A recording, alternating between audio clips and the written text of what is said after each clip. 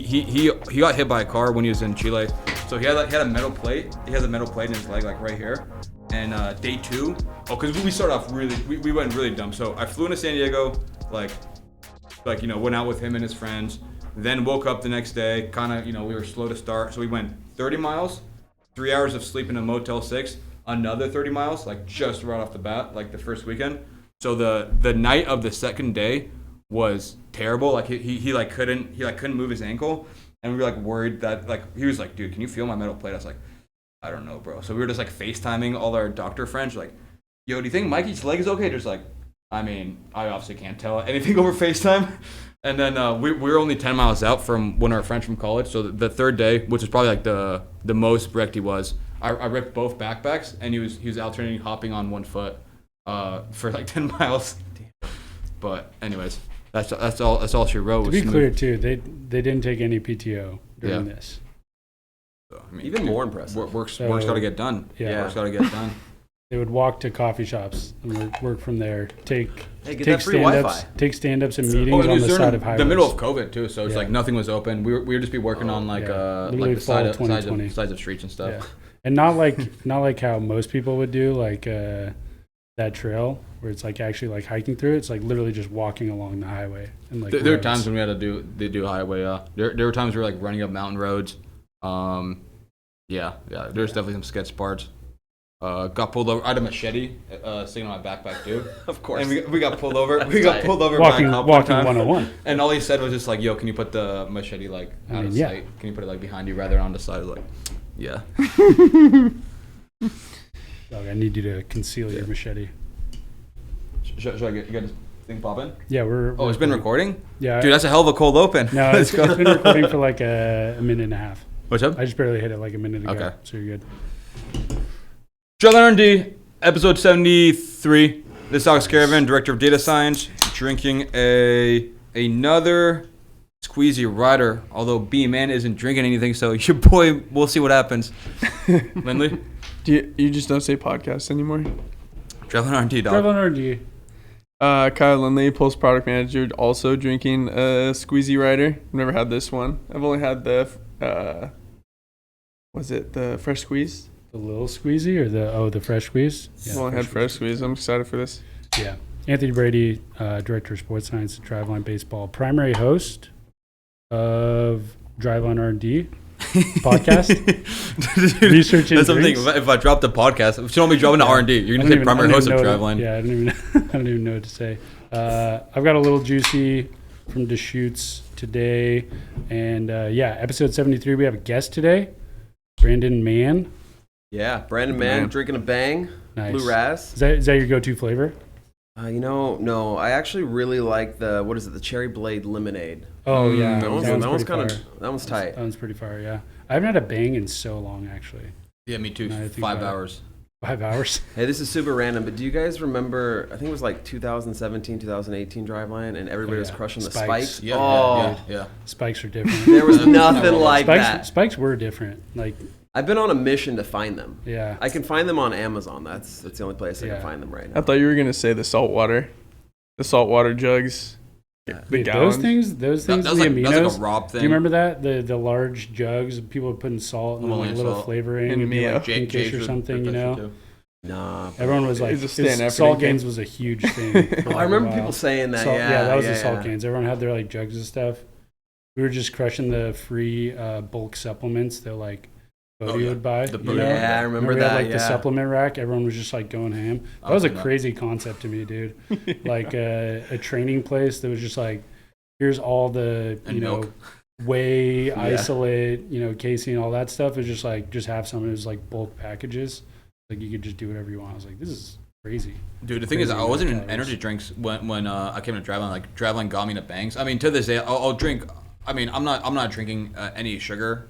Energy drink because it's already bad enough for me. I'm not hosing down 30 or 40 grams of sugar on top of that. But yeah, I mean, I never used to drink them until the bang craze. The only time would be in the middle of like really long drives. Like if I was like in the middle of like a 10-hour plus drive, stopping at a gas station, and I could feel like getting tired, and I didn't want to, because I didn't drink coffee until like it hits different than coffee a couple too. years ago. Like I feel better about an energy drink giving me energy during a drive when I really need it than a warm cup of coffee. For sure, like a warm cup of coffee puts me to sleep sometimes. But it's too quick though. It's too quick. I get rattled. Like, you know what I'm Also, saying? the coffee can get your digestive system going, and you don't want that when you're driving. Yeah. Like when you're trying Way to too many cruise, stops. Dude. Yeah. And you already have issues there. So. I don't know what you're talking about, dude. It's a cheese. Dude. Anyways, first off air, we were just talking. Brandon and I might be going skiing this weekend. Yes, sir. And then we were talking later about some walking adventures maybe as well. We'll see how the skiing goes. Yeah. But do you want to give yourself give a quick intro and a little bit about your background? Yeah. Name's Brandon Mann. Been with Driveline, training with Driveline since the end of 2015. Played professionally for a long time. I think 18 years. Yeah, a long time. Let's go. Yeah, almost. How old are you? Like 25, maybe? 28. 28. Yeah. Probably. In I got 18-year-old energy though. Yeah, you do. No, but yeah. No. Shameless. Born and raised here in Seattle, so was blessed enough to have you guys in my back door when I was at the end of my first stage of my career, I guess, and. All of you guys definitely resurrected my opportunity and gave me a nice going out 5 more years to being able to play. Yeah. So and just never left Driveline ever since. So Can you talk about the end of that career, because you first broke into the big leagues like in the latter half of that, right? 2018, yeah. Yeah, so it was you played for a really long time, and then after as you said, kind of the last few years, that's when you broke into the big leagues. That it just the whole journey seems a really good story to me. Yeah, so played a long time, obviously. Anyway, started coming to Driveline to the end of 2015. Biggest thing that I had holding me back was just I didn't have velocity. I could throw strikes, could spin the ball really well. So pretty much 2016, 2017 was a sellout on just gaining velocity. Mm-hmm. And those were the good Driveline days. Oh yeah, those were. That was also Driveline's mission at the time, so it was. It matched up pretty well. But it worked out well for me, extremely well. Oh for yeah, me. I think it worked out for most people if you made it through. If you made it through, yeah. It was taxing. 100%. I like the Weathers. I was having a combo with Weathers at one point, and I remember him saying something along the lines of calling it tissue testing or something, and if you could make it out the other side, hell yeah. Yeah. Arm's going to be just the confidence that you can handle anything. Mm-hmm. Don't get me wrong. We were doing a lot of stuff that we don't do now, not considering workload and all that. But the idea of it being tissue testing, just that's what it was. That's what it felt like sometimes. Yeah. Just a lot of deficits, a lot of getting out of deficits. But when that super compensation hit, you were ready. Yeah. You felt good. 100%. And honestly, we didn't know much at the time. To be perfectly honest, it was just I'm going to sell out for velocity here, and that's all that mattered, because it was sell out for velocity and maybe get hurt, or probably not going to have a job anyways. Yeah. And so anyhow, we did that for the first 2 years, and then obviously the velocity came. And then going into the 2018 season was when I started to get a little bit more into the pitch design side of things. Mm-hmm. Kind of developed a better slider that kind of just worked to my advantage a little bit more. It really helped me against righties, and then switching to a 2-seam versus a 4-seam, actually. Oh, yeah.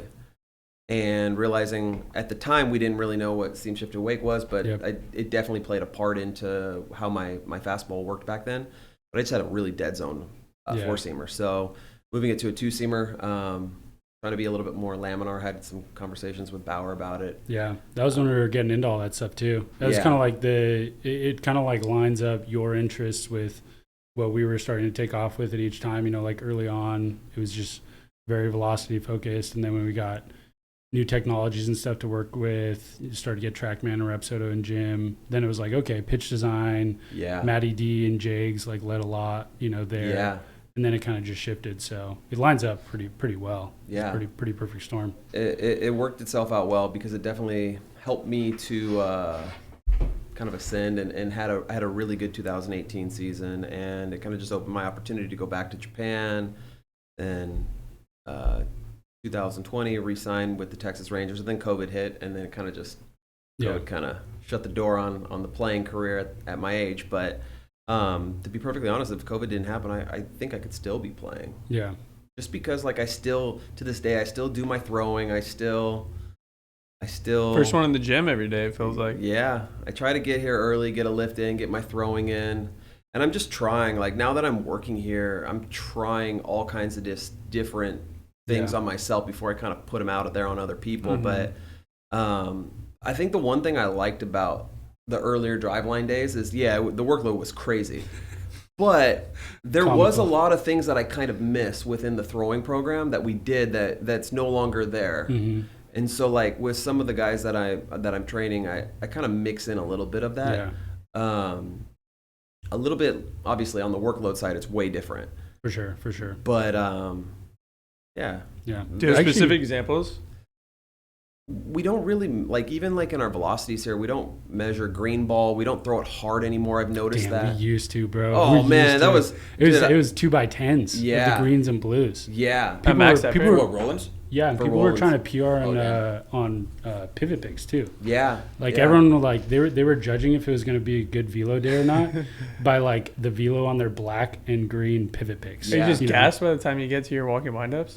Oh, you had to be. Yeah. I mean, but at the time that was just like status quo, and it was like the roll-in testing was like 10 of each. Yeah, it was like 10 green and then 10 blue. And so you're doing all that before you get to like rockers, walking windups, all that stuff. Yeah. So it was tissue testing. To give you context, I do 10 green, 10 blue, and 10 red right now of them.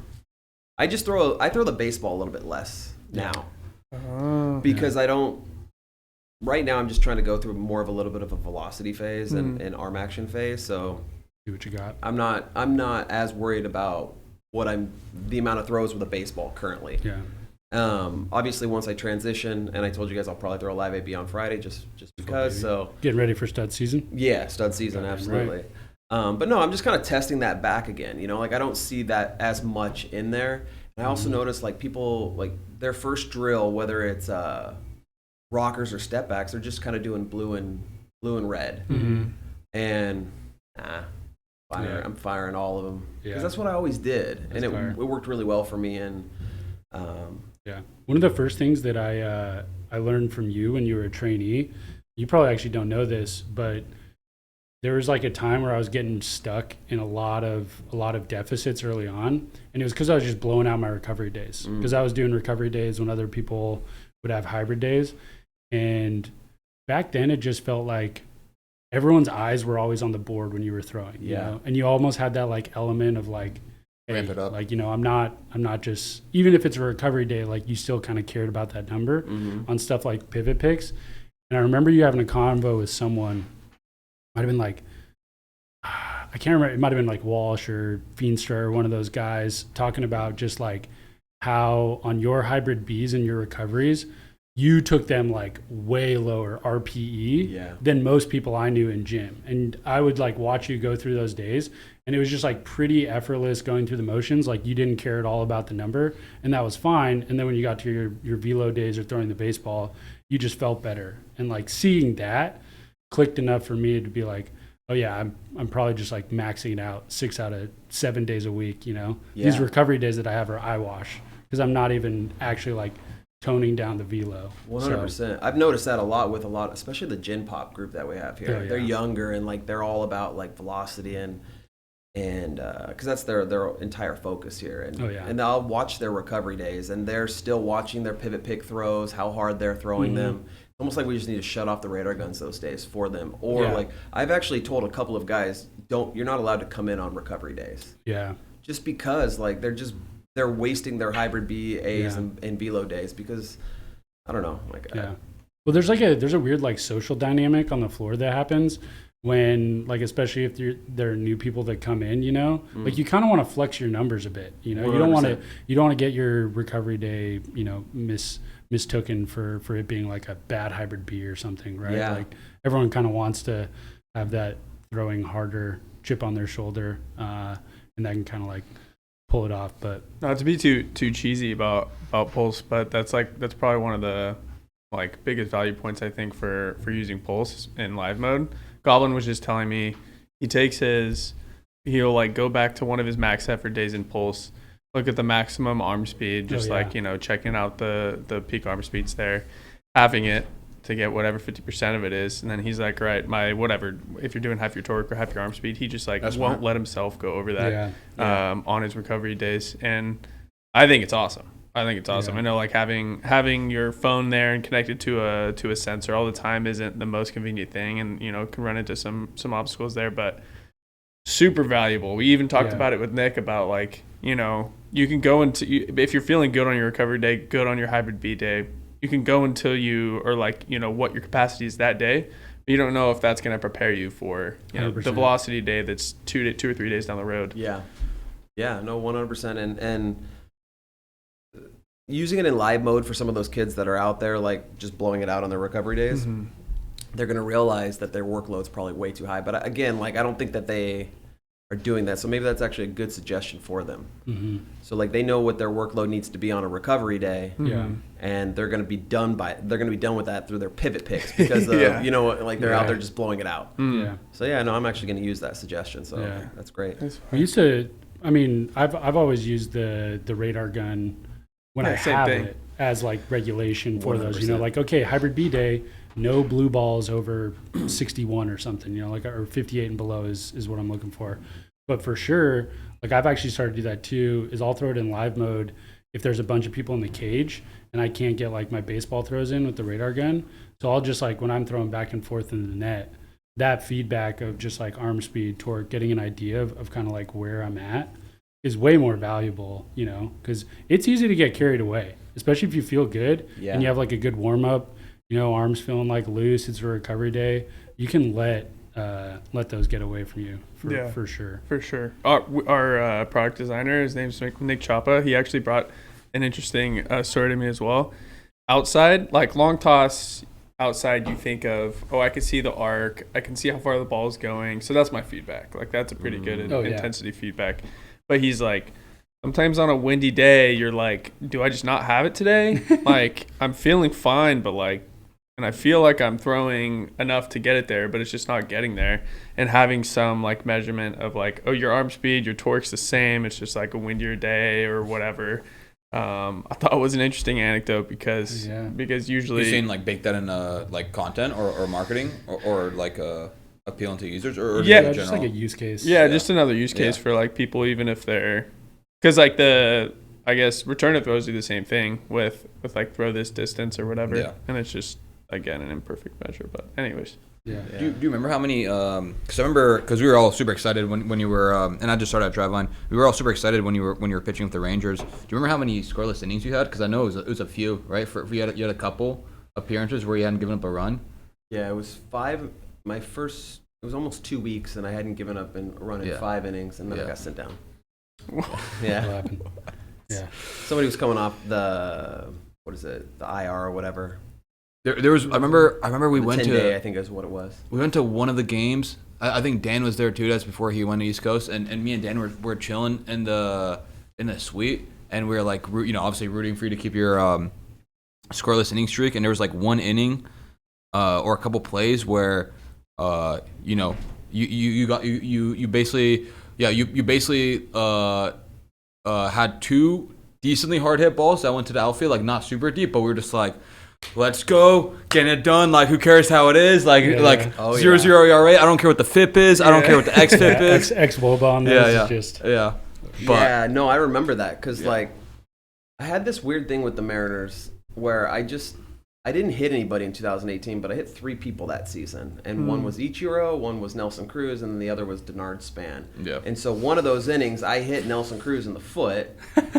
And then another dude came up and I think it was Zanino, hit a double off the wall off of me. So now I remember that double off the wall. Yeah, I remember that double off the wall. And then I got out of it. I got out of it, and then the next inning, I forget who it was. Somebody hit a hard line drive for a single. Yeah.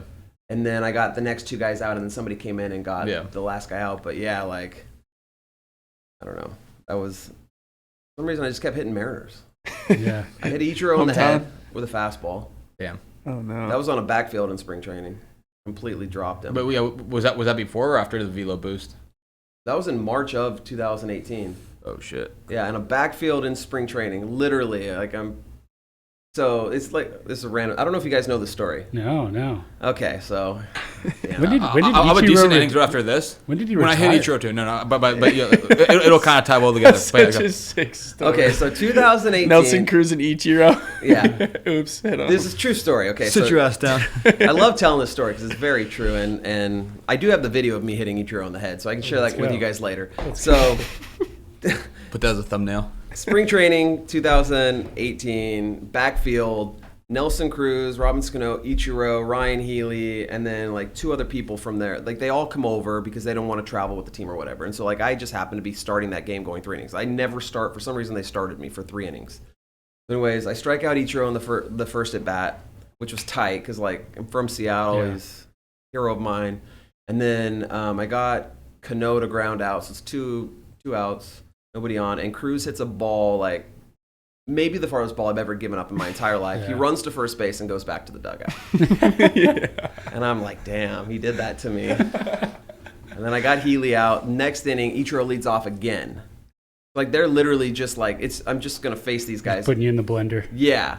So I get Ichiro 1-2, and I got him out with the slider the first time. Threw him a slider down away, swung a missed.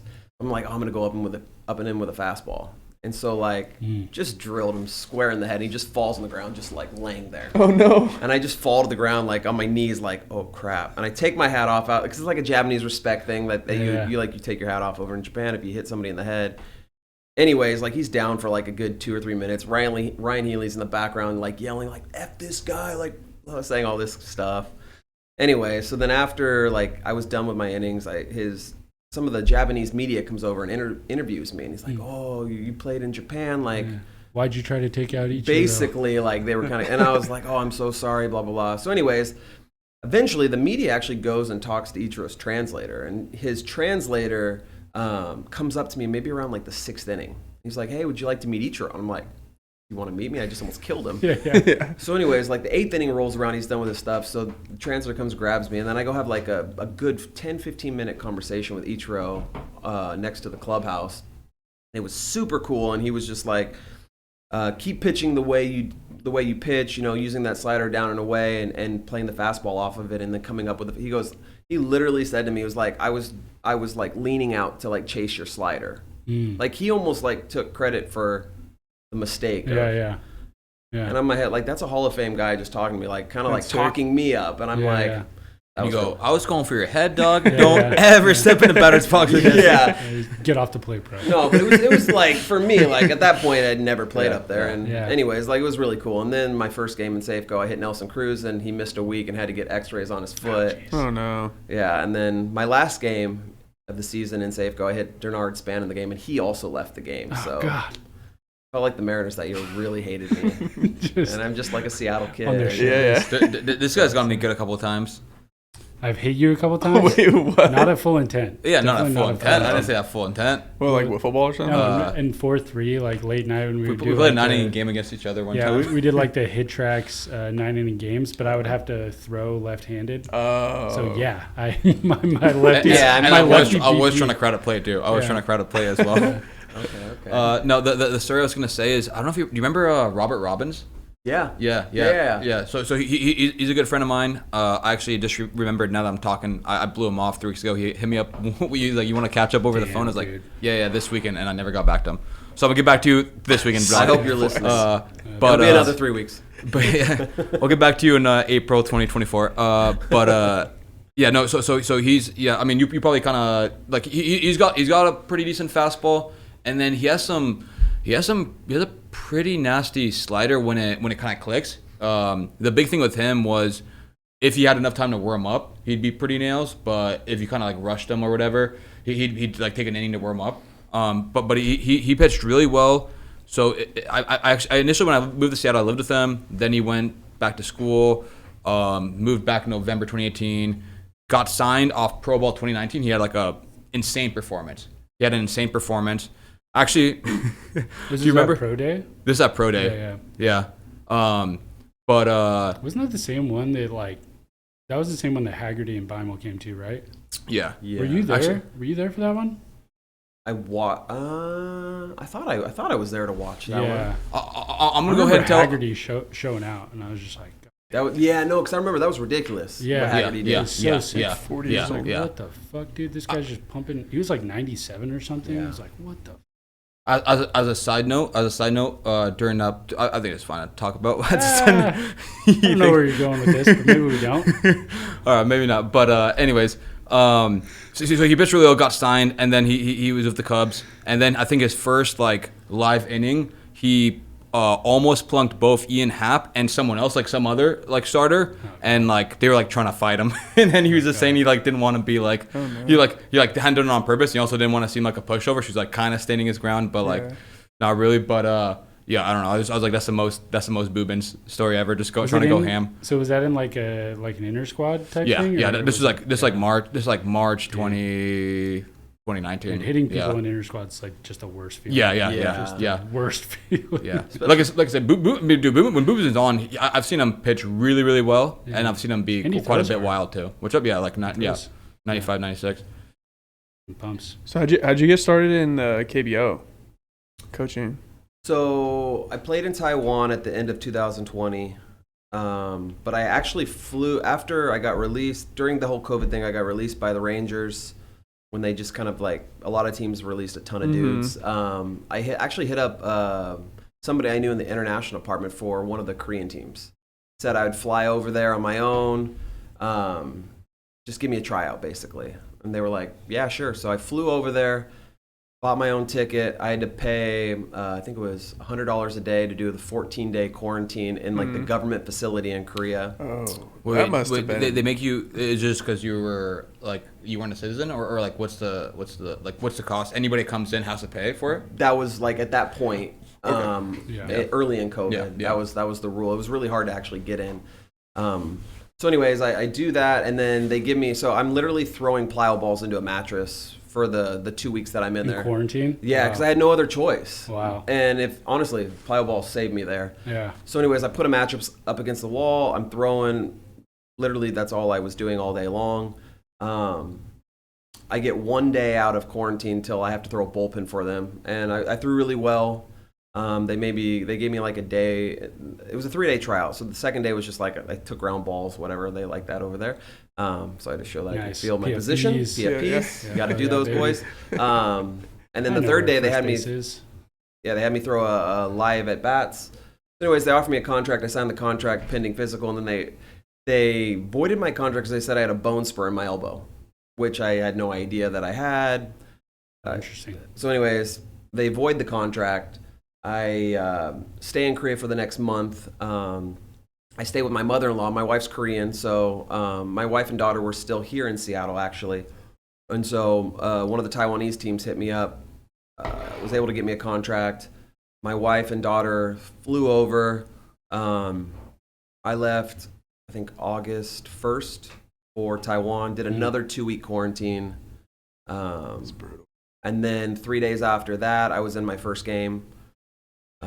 Through 4 innings, and then coming out of quarantine. It was crazy. It was crazy because but like they were in a playoff push and they needed me to be ready, and it was just crazy.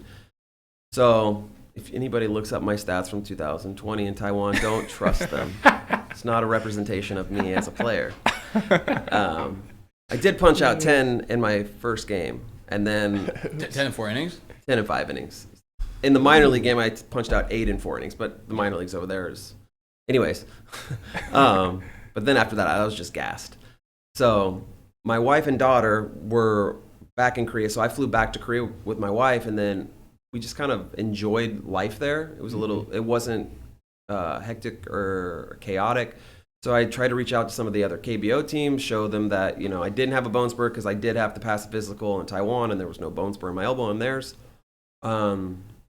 None of the teams were interested in me playing because I was more of a reliever than a starter. But then Lotte Giants hit me up about a coaching job towards the start of spring training, and actually brought me over there to start off like teaching weighted balls and working along those lines. Is it not very common there?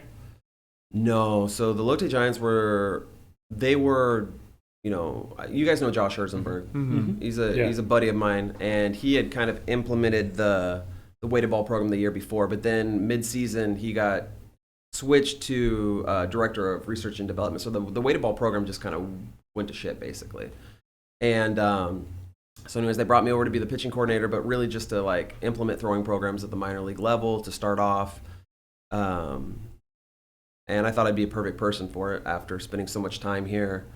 We did have our own biomechanics lab there. Nice. It was built out. It was really good. The reports were pretty solid. And so I just started creating those programs for those guys down there, and then started working with the big league team over there as well. And that's kind of how I ended up in the KBO. It wasn't planned out for sure, because honestly, I wasn't even ready to stop playing. Yeah. But yeah, it's kind of the path that led me and my family over there. Yeah. And now you're back. You started full-time in January? Yeah. Right? Yeah. Pitching trainer, back on the floor? Yeah. So I actually signed a 2-year extension with Lotte to go back there. But I told the Lotte Giants I wanted to come here, and like, because I'd seen a lot of stuff online. Just within a year, you guys had so many new things to offer.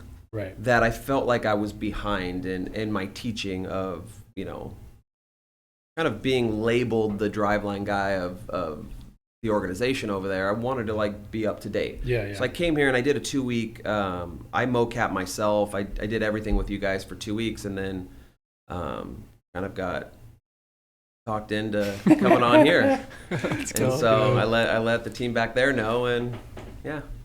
Yeah. I think that's that's one of the main reasons I wanted to have you on for sure. Is just because the perspective of having trained at such an early iteration of driveline. I mean, if you think about it, like 6-7 years ago, right? Yeah. It was when you first got introduced as a trainee to now. You know, you're one of the people on the floor that's like working with athletes, and I guess like how much do you see that's like, you know, things that are still there constantly that have like survived the 7 years, and then of course we have all the new stuff. You know, has it been getting back into it and going through the onboarding process? Like, is it just drinking through a fire hose, all the new stuff we have? And who's your favorite pitching trainer? But Brady's question first. Past and present. Oh, you can't ask me past though. There's too many. I don't want to offend anybody. That's true. No, so like when it comes to from like old driveline to new driveline, obviously the process is everything that we know now is far superior to what it used to be. You know what I mean? Like my first 2 years, there was no biomechanics lab. I don't think I did my first mocap until going into the 2018 season. Yeah. I think that was when I did my first one. Yeah. So like we didn't know anything. Yeah. We just did the drills and we just tried to throw as hard as we possibly could. I do remember my first off season, or my first season with Driveline. We were literally just going at it every time as hard as you possibly could. Yeah. I remember like I was having these massive gains, but then man, for about a week and a half, I was losing it so fast. It was like after week 4. And that's when I realized maybe I can't do this all the time. Right, yeah. The deficits and the deloads. But I think that's where a lot of people got injured early on, is they just kept trying to throw through that. Oh, yeah. I don't remember who it was, but they're like, oh, you need to try a deload. Right. And so then like I kind of built in the deloads within the throwing program going on from there. Yeah. But I didn't kind of back off on throwing. I just kind of added deloads in. But then every offseason after that, I learned from just the trainers evolving in their processes that if you're going to go hard, don't do it every day. You know, it became like, for me, it was always like a Monday, Wednesday, Friday. Yeah. And then my recovery days, you know, I started honestly, like at one point I started taking like the Tuesday, Thursdays off. Yeah. Just because it was a way to teach myself not to throw. Because it was hard to kind of back off once you got used to throwing hard every day. Oh, yeah. And so then it just kind of like, it just continued to evolve. There was definitely a trap at one point too, like I thought, where a a lot of people thought that we could like out soft tissue work recovery. Oh my God. Know? People Like, getting do you remember- scraped for you like remember that? 30 Yeah. minutes. Oh, yeah, like no. their Yeah. entire So many like back. bruises all over. Yeah. Yeah. It was like, oh, I can. People were cupping a bunch too. I remember Cole Yeah. Uvilla, like Yeah. I had a cup Cole Uvilla because there's no trainer available at one Yeah. point. I was like, yeah, I'll do it. Yeah, there was definitely this mindset of like, Butter knives. you could still go ham on your recovery days and like hybrid Bs, but it would be fine because the next day you just like roll out for 40 minutes, use all the little things we had, get some get scraped down and everything. Drink more caffeine. Yeah, there was definitely a point where it was like, oh yeah, Mark Pro too. we need a little bit of mix in a little bit of like deloading and Yeah. balance out the programming a bit. Yeah, I mean, the only thing that I missed the most about the old facility, the atmosphere. And I think you've probably heard that from a lot of people. But it was like, it was the beginning, like Right. we didn't know. And it was just like, everybody's just selling out for velocity. And like, you still see it out here now when guys are having a velo day and somebody's PRing, it still gets crazy. Yeah. But that's all we knew back then. Like there was no pitch design, there was no mocap. Right. Everyone's just selling out for velocity at that time. And it's obviously just a much smaller place. Yeah, it was a lot more enclosed. I think the culture thing of the environment is for sure the piece that when I see it on the floor, I get reminded the most about like the earlier days, like when I see a bunch of people crowded around during someone's plyo velo, or half the gym moves over, to the mocap lab to watch someone throwing, they don't have anything going on over there. They're just there to like cheer them on and get hyped if he PRs, right? Like those moments is like, that takes me straight back to 2016. Yeah. It was kind of nice, at the time when everything happened right there. You were Mark Proing, someone was doing their velo day, hitting everything. It was all in one room, but it also just got way out of hand, to the point where everyone was like, you guys need more space, right? 100%. So yeah, we definitely, I do miss the gritty days of like smaller, smaller training floor. But now we can just train and work with a lot more people and the hitting trainers hitting trainers and athletes don't have to be there till don't 1 have to a.m. be at 2 a.m. Yeah. Yeah, I don't know. I mean, that's about the only thing I can say from like old Driveline to current Driveline. Yeah, it was pretty fired. The just kind of what you were saying with, we were just trying to throw hard, like velocity. We were just trying to get it to go up. It was like we had an idea that like made sense theoretically about mechanics and whatnot. We weren't quite sure. And then when we got the mocap lab, it's like, all right, let's find out if we're right. Yeah. And the ones that we got right, it was like, holy shit, like we knew what we were doing. Now we have just like more data to back it up. We've got data points and, tangible things we can give to the athlete. It's like, look, instead of previously, it's like, hey, this pivot pick or this drill is really going to help out with these things. We could actually show the athlete, like by the numbers, like here's how your arm's moving. Here's how we want it to get moving. And then retest against that, you know? I thought it was like, there were definitely moments during a lot of the analyses where like working on a lot of them with Caravan, it was just like, I mean, we're gonna run this and We'll see what it tells us. If the results go one way or another, like we might seriously ruffle some feathers here, you know? And fortunately most of them checked out, a lot of the great minds behind a lot of the drills and like mechanical philosophies we were just right. And, I feel that way with all of it. Like even like we know the value of workload, for example. We know the value of what Pulse can bring somebody if they're like learning a new program or whatever.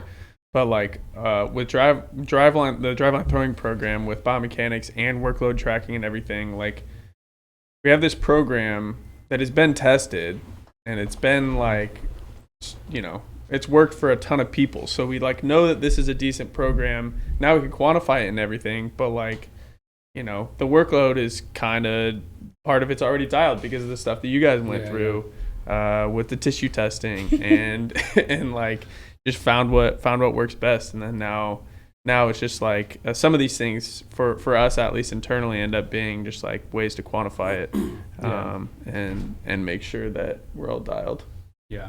For sure. Getting those insights out and like it not, because it was kind of hard to explain a lot of the stuff behind it. Everything was still decently theoretical, like talking through like, look, well, I mean, we were fighting the plyo ball war and the velocity war still. Like back then it was like, one, people would disagree that like velocity was that important. Ball. That's finally dead. Yeah. The other one was like using weighted balls and like, you know, how dangerous or was it effective? And then it just got to a point where everyone coming out of the gym was just like throwing hard and like velo kept going up. So it's like, hey, there's something here. You can try to deny it or argue it against it, you know, all you want. And then when we got the lab and all the other tools, it's like, all right, let's validate and see what checks the boxes. And it matches up with kind of when I came on board, but I honestly think Linscomb getting a couple ticks back and having a pretty good pro day played pretty well, because that was like that was like a month after I started full time. Oh really? Wow, yeah. The Timmy pro day. And I don't know if I've told this. I don't know if I told you guys this story. I probably mentioned it to you at some point, but the day before, Timmy was gonna throw and pro day. So he had like back in the day, 4-3 was pretty much empty whenever we had like a big pro client in there, and I had a desk like right behind like home plate. So I would just see Linscomb like every day, like all of his workouts, and he's a really cool guy, super friendly. And I remember the day before his pro day, I didn't realize this, but he got very like in his head. He was like pacing back and forth in the gym, like talking to his dad on the phone, just like, no, Dad, like I'm chilling, like all this stuff. He was like, I'd only seen him like calm, and then the day before he looked like he was bugging out. And I was like, oh, this might not be good. Yeah. and then pro day he was nails. Yeah, he was nails. It was pretty fire to see. Yeah, I was like, yeah. There were so many points of just like validation throughout the process. So that I don't know. It's been really cool and rewarding to see that. And definitely one of the things that I guess I regret over the last couple of years, that there were still multiple points where I would like look at what we were doing and would still like somehow doubt it, you know? Yeah. Because there were some like people out there pushing against what we were doing. But now, honestly, I'm just at the point where it's like, you know, what are you going to argue against at this point? By the way, I also know Timmy's body count, so DM me if you want to find God damn it. I do, though.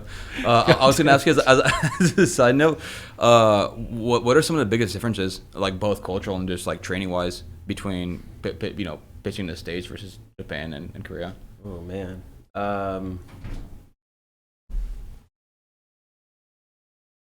The way we go about our warm-ups to start, like their warm-ups over there are insanely long. It's talk about tissue testing, dude. Oh my gosh, man! Like volume. Yeah, the volume's outrageous, and these guys are taxed before they even. I mean, I would do like 30 minutes of core work after throwing every day. I would. Yeah. I remember my second spring training with Yokohama back in 2012. It was mandatory your first month you had to throw 2,000 pitches in the bullpen. 2,000 pitches. If you were a foreigner, it was 1,000 pitches. But even 1,000 pitches and every Monday is an off day. Yeah. So it's really 24 days. Over what period of time? February. Okay. So wow. take out 4 days because of the Mondays or whatever. You're looking at about 24 days to throw 2,000 pitches for the Japanese guys. And then we were running like, I think it was every third day we would run like 5 miles. We'd go to a local track and run 5 miles. I had the worst shin splints of my life. Oh, it lasted Her so pictures long. have shin splints. Oh, it was so bad. Dude, that is actually insane. 2,000 pitches in a month? We would long toss twice a day. That's 100 pitches a day, right? On average, 2,000. If you have 20 bullpen days. Yeah, no, a lot of guys would throw like 200, 250 pitch bullpens. Now, I don't think they go to that extreme anymore, guys. That'd be. I don't think they do, but that year, I'm not joking. That's a true story. Yeah. Of dude, even what if you was only had 10 bullpen days in a month, which is still a large amount, because like 2 a week would be 8. 2 or 3 a week, yeah. So 10, you're throwing 200, dude. That's the workload is on another level internationally. That's pretty. Which is why Pulse would be fantastic over there, just for sure. a study for you guys on top of everything, you know. Your arm speed declines after pitch 35, and it stays going down all the way up to pitch 250. You guys will probably not throw that many. Yeah, that's one of the best examples to me of survivorship bias. Is I just feel like my theory is that a lot of the people who make it into professional baseball and continue playing are just ones that, maybe Great durability. Yeah, they just 100%. genetically are able to handle that type of volume. Yeah. Yeah. Oh, you have to be in order to get to the point where you can like throw that hard. I think it's incredibly unlikely to just fall into being able to throw hard. Like you're just going to be at a higher susceptibility for like injury to throw at a velocity that's like going to get you to that level. Like you have to push through those moments of like overloading and get super compensation to kick in at some point. Yeah. As I say that though, I definitely think about a few people that have thrown in the mocap lab where you just like watch them and they're just like actually farting 95. Like they're just like not even trying. You're just like, God damn it, dude. I know. What the Why? fuck are you doing? Yeah. Like I know you're not trying and you're just like throwing the hardest pitches that have ever been thrown in this room, Yeah. Like, God damn. Actually reminded me who kind of made me think that Kenley Jansen. When he was in gym, like whatever it was, like winter 2019. I just remember, he kind of does it on the mound too, but I just remember he looked like so both like relaxed, unhurried, like he's not putting an effort, and he's like a big dude too. He's like stretching, just stretching. He's like, fucking taking forever to throw. It's gas. Like, all right, I don't know what this guy's doing, but you're just huge, yeah. Those guys are always just like. Seeing the people that are actually like larger than life, like that was Kenley Jansen was one. Kenley Jansen was huge, like, dude. My God, this is like a huge big human being, dude. He's like doing like he's like on one knee, propped up the other leg. He's like as tall as some of the people walking by. Same with like that's what I kind of thought when I saw Mueller. Kyle Mueller. Oh yeah, Mueller's huge too. It was just like, dude. Mueller's huge. It's like, what's your height and weight? And I was like, this is not a baseball pitcher. This is not a pitcher's body. There's a certain, I don't know if we could say his name, but a certain MVP that's been in our facility recently that kind of blows me away when I see his. 100%. Like, and I spent a long time living over there, and I've never seen somebody built like that's him. how I describe it too. It's just like I've never seen that build. From that, like I've met Darvish in person, and he's a big dude too, and it's not like MVP is. It's unreal. Yeah, it's like a different level of like the broad shoulders and just being so stacked. I see why he can throw 100 and hit a ball 500 feet. You know what I'm saying? Yeah. Like it makes sense when you look at him. Much lower level of skill, but I honestly didn't even realize how big. Because I don't even know this about me. I didn't grow up playing baseball, but I didn't realize how big pitchers were in general until I moved in. Like my first month in Seattle, I was living with 5 other trainees, all pitchers, and there's one dude that was like whatever normal height, like 5'11"ish, and then everyone else was like 6'5" and above. Like I had Zach Wasserman, Jacob Siren. I don't know if you remember him, big sweet dude, like 6'9", like 280. Robert Robbins, and then one other big dude.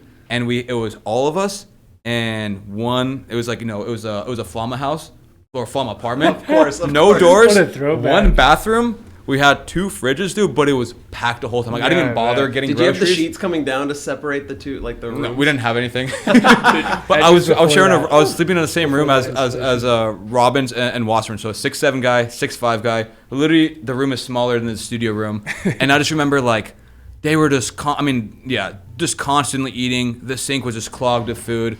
We went out. I remember we were going out one time, and Jacob came back at like 4 p.m. To this day, I won't forget this. He made like an 8-egg omelet with a bunch of things, and then 3 or 4 hours later, we're like, let's go out, let's grab some beers. And then he's like, hold on, I'm gonna eat a little bit. And then he opened a huge Tupperware of rice, heated it up, and then ate 2 chicken breasts with it. Like, dude, you just ate 3,000 calories 2 hours ago.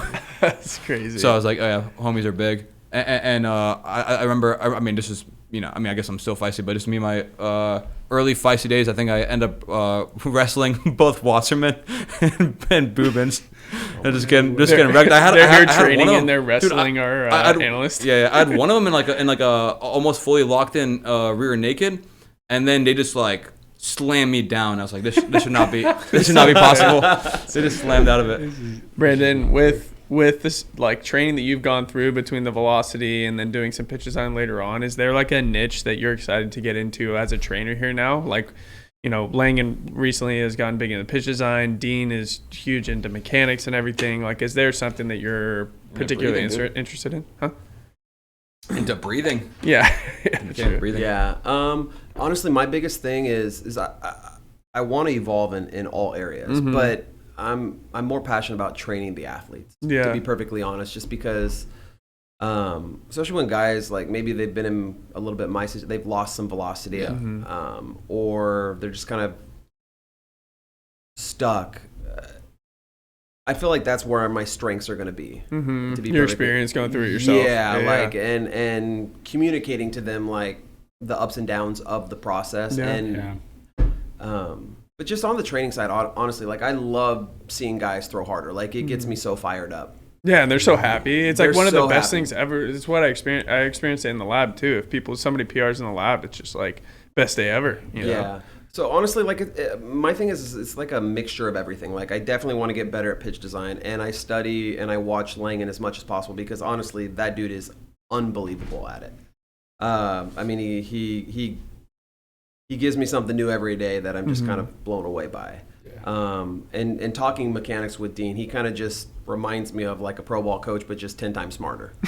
Like he kind of gets my head like spinning a little bit sometimes because he's so smart about the way the body works and the throw works. Yeah. But outside of that, like, I have my own ideas with the throwing programs. They're slightly different than the ones that we have built in there, but I think that's just because of my evolution of training here. Yeah. So like there's certain things that I think matter more that's not necessarily in there. And so like with some of the athletes that I'll be training and one that I'm currently training right now, like I give him a little bit more autonomy to explore what he's good at versus just kind of like following the programs. Yeah. But and I think that's good. Like I don't want to have every player just follow the same thing, if that makes sense. Yeah, no, I think that's that's like a pretty accurate description of what we've kind of evolved into with all of these like tools and things that we've figured out. It doesn't need to be as specialized around just being pitch design, just being biomechanics, just being weight room stuff. Like when you come here, it's definitely best for you and best for the athlete to be athlete focused. You know, like what are your goals? What do you need, right? Because if you're just really, really good at pitch design, if that person doesn't need pitch design, you know, like the best pitch design for someone throwing 78 is like throw harder, right? Yeah. Like, so it's all very tailored to what the athlete needs and then like what's in their best interest. So almost having like all of our trainers be able to like jack of all trades, whatever they kind of require to get better. Because at the end of the day, I mean, that's like literally it. Like the company mission statement and everything is just like help dedicated baseball players like reach their potential, right? So it's not about like have the best pitch design ever, give you the best slider ever, or you know, gain 10 pounds of muscle, get strong in the weight room. Like it could be any of those things, and we're just trying to like attack it from every possible angle, whatever's best for you, right? Yeah, 100%. So really, just to like answer your question, I just want to be a better coach to the athletes, and that's in all areas. You know, like the pitch design, I think is incredibly important, but it's only important in my opinion. You have the base, kind of. Yeah, like if you're a high school kid, I don't think, and you don't throw very hard, like you should sell out for HP and the skills on the wall. 100%. Like if you're a minor league guy and you don't throw hard, like you or me coming in, sell out again for HP and the skill set. Now, if you're a minor league guy, I don't know if you guys know Seth Mayberry, the dude's ridiculously good. Yeah. He's a guy that Langan was able to take into the pitch design session and create something incredible. And this year's going to be incredibly fun to watch. Yeah. So I don't think it's for everybody. That's my opinion. I think it's for like the more advanced players. Yeah. And I think that should be something that big league high level minor league guys, there's no other place in the world that they're going to get better pitch design and arsenal suggestions than here. Yeah. I don't care what any other place out there can offer, what any organization can offer. Yeah. I've been in a lot of places, spent a lot of time. I've never met anybody that can do what Langan or what Rob or Eric was able to do. Mm-hmm. But Langan's just taken it a step farther. Yeah. And with what you guys created with the blob, just kind of even more so, like everything paired, Edgershonic, yeah, Trackman, Rapsodo, 100%. And so like, I think that's why right now I'm leaning heavily on the training the athletes a little bit more, because we just don't have those athletes that need to be in pitch designs currently. Yeah, 100%. And so like as the summer goes along and maybe some high profile college guys get in here, or when the pros do show back up here, I really want to get heavily into that. But in the current state of where we're at right now, with just like the Gen Pop and a few of these like lower, like whether it's indie ball guys or pro ball guys that got released, it's most likely they got released because it's a velocity issue. Yeah. Mm-hmm. And I want to help them sell out for that. Yeah, for sure. You know, for sure. so that makes sense. No, I think that's a pretty good take on that. Like, I've always kind of thought about it with most of those things is you have to have like above a certain threshold of that certain thing to have a seat at the table to talk about that. You know, like in training with the athletes, like being out on the floor, every now and then someone will come up and they'll ask me about some very, very specific niche biomechanics thing, you know, like some weird mechanical characteristic or trait, right? And it's like, okay, we could talk about this, but also like if you're throwing low to mid 80s, that's not your problem. You know, like exactly. there's lower hanging fruit. Like, yes, we have same thing you were saying about pitch design. Like, I don't think there's, you know, this is not throwing shade at any other lab out there. There's just no baseball applied biomechanics motion capture lab that exists that could compete with what we do and like how we leverage biomechanics data, because we get so many levels deep onto these certain metrics and how things work and whatnot.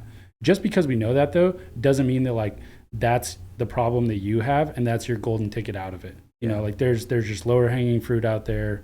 The certain, you know, mechanical flaws and characteristics, like pinpointing one, a lot of times it's just not your problem. But if you're in that like low to mid 90s, trying to see if your ceiling is 96, 97, then maybe, right, that very minute difference that we're talking about could be the key. But 100%. when you're in the upper 70, low 80s group, like we got other things we can do. We don't need to waste time worrying about that. Yeah, really agree. Yeah. Yeah, Sure. I was going to ask kind of a random question that I was kind of thinking about. This is something we talked about in a while back. You might have been at this meeting, but do you guys have any thoughts on like the mental, like any mental work that people in general can offer baseball players? Because, you know, the yips is a thing, as is just general like mental preparedness for any activity, but specifically sports. But do you remember Hetch giving a talk on potential like mental health things we could do, like kind of like giving out questionnaires, getting kind of like we never got it's a tough thing to do. Drew did stuff too. Remember Drew Jarmusch? Yeah. He did and talk about that. And maybe it ends up being like a biometric, something that measures biometrics or whatever. But I don't know. I'm curious. Like since you've been like through the ringer and seen like, you know, both the highs and lows, do you think there's anything out there to help baseball players train on the mental side?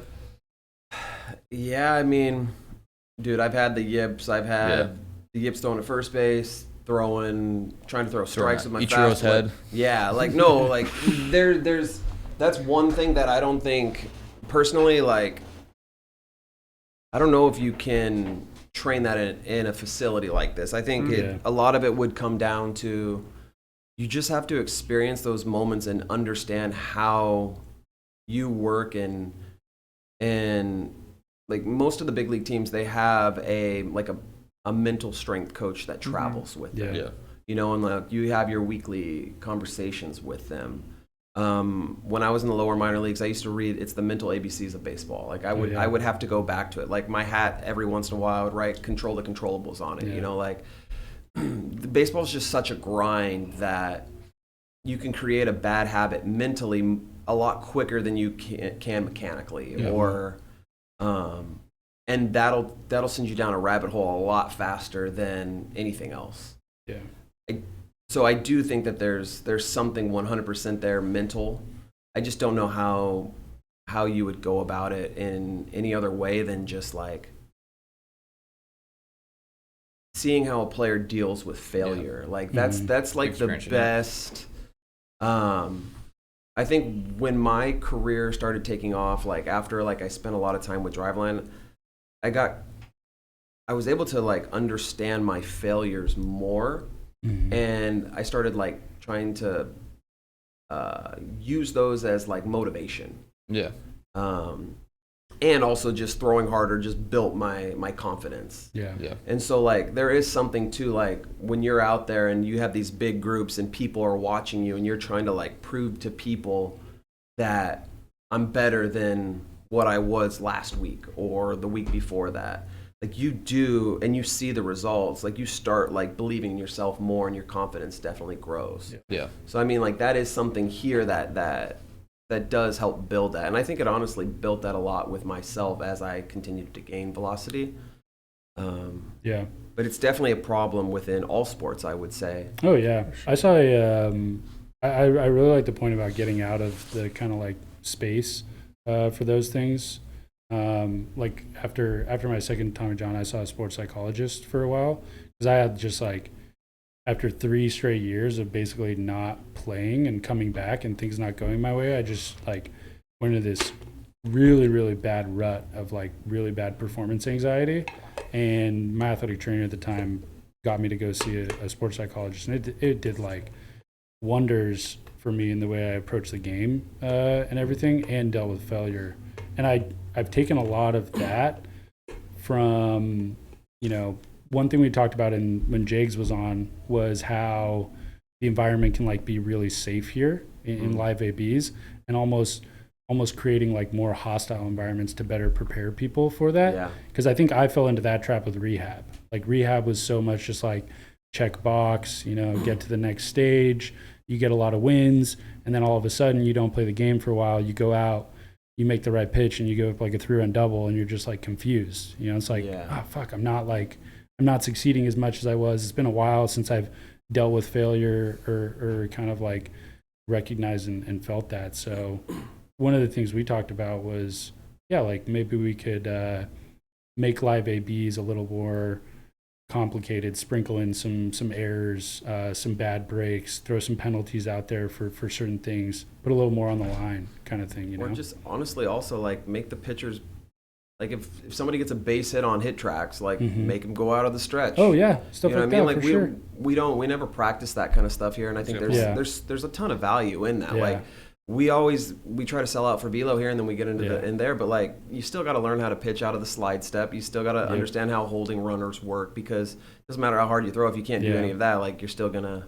Yeah, I think those are the changes that I like get the most excited about when we do things, because it does relate back to the game. One of the things I did last year, right before, was on live ABs. I didn't just treat it as like 15 to 20 pitches. I was like, I'm going 2 innings, whatever that is, right? If I get 6 outs, that's what I got. I don't need to.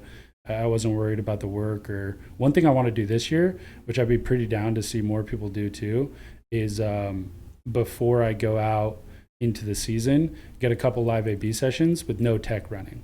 Because like I don't have anything, and sometimes it can be kind of a crutch to like make the excuse, or you're playing for the velocity. Like in the PIL, it's not like you have radar boards at any of the stadiums. So like throwing a pitch, it getting hit hard or something, and me not knowing the velocity, like I need to get used to that. Yeah. Right. I need to get retrained into that, or like throwing a pitch and not being able to look over and see all the TrackMan data, right? Yeah. Like I got to get used to that again too. Having Langan behind me, hyping me up, if something's dirty. He can do that. He can do that from 80 feet away when he's in the dugout. But I think things like that would be like pretty fire to start sprinkling in. 100%, because now you're just competing. Yeah. Now you're just competing, and all of the work that you've done just allows you to compete now, versus like still trying to work in a competitive environment. I'd rather just be in competition mode. There's a time and a place for both, like 100%. I think that's hands down one of my least favorite arguments or back and forth that we've always kind of dealt with, is like people see something and they're just like, why would you do that? And it's like, well, in this instance, this is really, really valuable to do that. Should we do it all the time? No. There's a lot of other things that we do. Yeah, it's really, really helpful and useful to have live ABs in a safer environment where you have technology running. You know the metrics. You have a coach that's like giving you that feedback.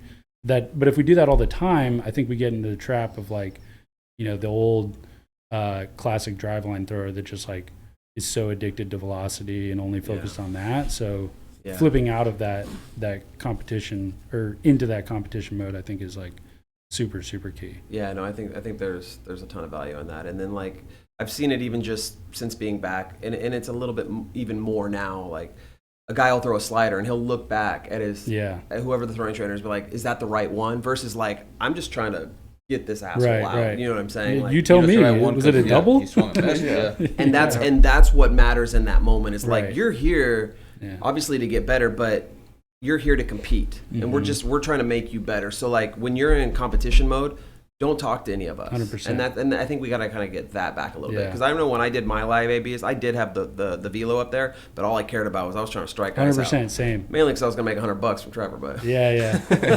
But you know what I'm saying? Like it was all about just like, and that was kind of the mindset back then. A little bit was like, I'm just gonna get this guy out, and all I cared about, and now if I was training at Driveline, now if I was younger and I was here, I'd actually be like focusing more on my intended zones type stuff. Yeah, or like what was the stuff plus on that? Yeah, right? Like, but it's all after. Like I want to have that conversation about all of my stuff after competition. Yeah, you need to shift the focus to like, let's go to stuff plus velocity intended zones. If outing was bad, right? Like then let's really focus on it, try to solve the problem there. But like, you're getting outs and stuff, you know. Like, but if my first slider is not what we've been working on, that would dome me up. You know what I'm saying? Oh yeah. I don't want that. I just want to go out there and whatever it is that day, because there's gonna be so many games in a season where your stuff ain't. You might be throwing slower, your slider might not be there, but you still got to find a way to compete. Yep. And so in those moments, like, you got to go out and compete, and then we dive into the information post. Good feedback. Get actionable steps. Yeah. I was gonna say, speaking of winning $100, thanks again for empowering me to win casino night or split of roads. And I realized you won too on poker, right? Yeah, on the poker tournament. That's actually pretty crazy. 2 of the 3 people that won casino night are podcast hosts. You should have been banned, because I don't think we told this, but right after we recorded the Jigs episode was casino night, and Caravan was the first person out in the poker tournament. I was the first person out. Yeah, Caravan. You saw me, right? Because I didn't realize I don't play poker. Caravan thought that the straight went through. To the ace. I saw that. Caravan goes all in on like the second hand, and then turns over his cards so cockily. Like he was asking the dealer. He's like, when can I show my cards? Like when do I? He's like, right now, I guess. Like it's over. And he flips him over. He's like, I got a straight. Jack, Queen, King, Ace, 2. And I just hear that. And I'm just like, no. Oh, God, dude. Dan's profile picture, too. Just me. Yeah. Caravan's like standing up. He's like, I got a straight. And then just like, no, that's not a straight. He's like, what? The first person out of the company. And then B-Man's like, if you want these $20 or like whatever, like the 2,000, whatever the currency was. And I was like, I'll pay you like $20 or $40 for that. Because I was just like, I'm going ham, and then I actually managed to recoup my savings. But we don't have to talk about how I have 400x to my initial buy-in. Very good at blackjack. Yeah, you won for sure. Yeah. Well, shit, man. We can wrap up. You got anything for us? Any questions? Anything? Is there anything you wanted to talk about? No, I mean, honestly, like I'm really enjoying just learning a lot from you guys, because obviously, like, I was always the player coming in here, and I just dove into like what worked for me. Now I'm excited to like learn from everything that you guys have created here. What's gonna help me, not just for myself, but like what's gonna help me like train other people. Yeah. And so I think one thing that happens with pro ball, and you guys maybe have heard this, is like coaches who played in pro ball, like they just train off of what worked for them. Right. I don't want to be that coach. Yeah. You know what I'm saying? Like that's why like trusting the processes and everything that you guys have created is so valuable for me. Yeah. And my growth as a coach. Well, the combination's gonna be kind of deadly, right? 100%. Like having your own what worked for you, but then also understanding that part of it, how other people respond differently to different things. Yeah, and also getting to know the players is so important. Like understanding how they go about things and understanding their mentality. And that's where like my personal feedback can weigh a little heavier on more guys and then a little bit less on some guys. Yeah.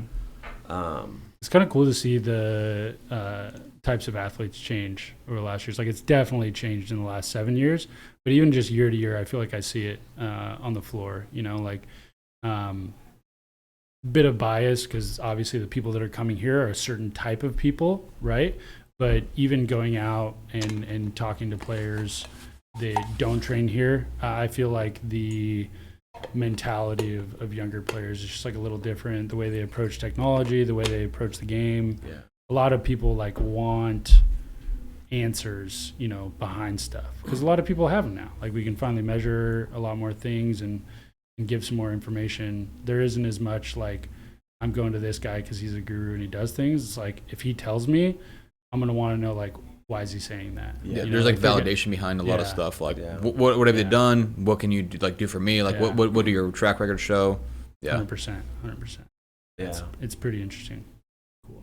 Thanks for coming on, man. Yeah, no, thank you guys for having me. This was fun. For sure. I mean, I'm legitimately down to ski on Saturday if you guys are down to go. I told you I'm down. You guys just got to let me know. You got to go. Sunday, I don't know if I can do. I mean, I could do. I'm just going to be going off 3 hours of sleep again. I'll be honest. If I do Sunday, I'm going to be going off 3 hours of sleep. Let's go. Yeah, we'll figure it out. I got a cat's birthday party to attend Saturday night. That's why. You guys just let me know.